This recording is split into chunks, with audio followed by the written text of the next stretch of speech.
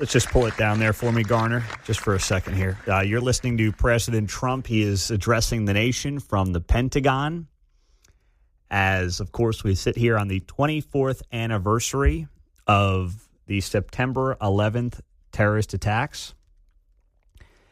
And, of course, this is also a day of mourning with Charlie Kirk getting assassinated yesterday on a college campus in Utah.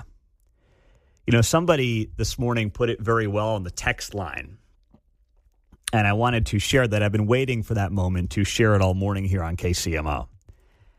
And the text read as follows: I want the country to go back to the way it was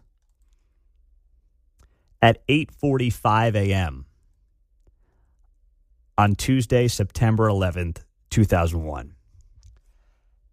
And I thought, man, that's a great line. The first of the towers were hit at 8:46 in the morning, Eastern Time. Struck the North Tower between floors 93 and 99. And then 17 minutes later, Flight 175 hit floors 75 to 85 of the South Tower. That was at 9:03 a.m. Eastern Time. And we all think that, like, hey, the world was so much simpler when I was a kid, right? Everyone thinks that.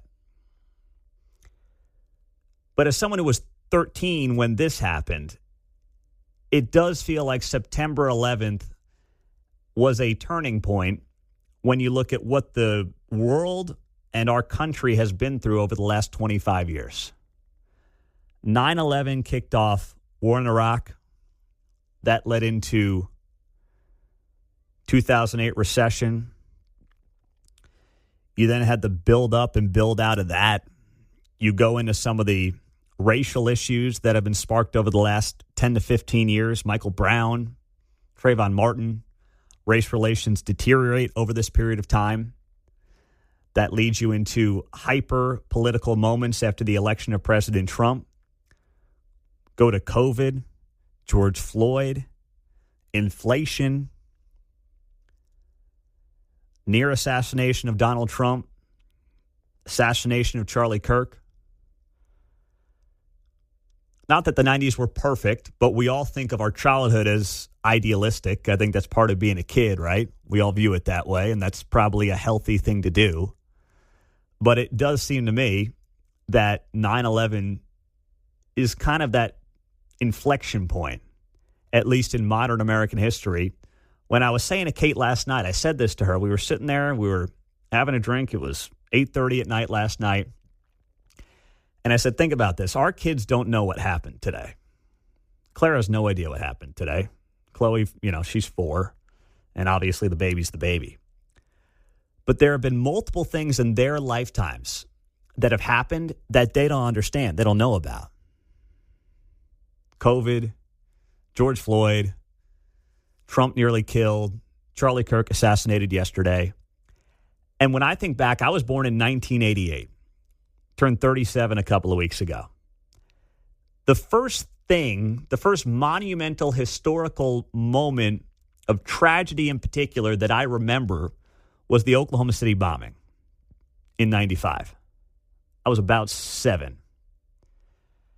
And then it was the O.J. Simpson trial. I don't remember the white Bronco chase because I was 6 for that, and I just, I don't have much memory of that. But I remember Oklahoma City and then the O.J. trial. Especially because back then, like yesterday, I get home and I'm listening to KCMO on my phone. I'm monitoring the news on my phone. I didn't have to have the TV on. I didn't.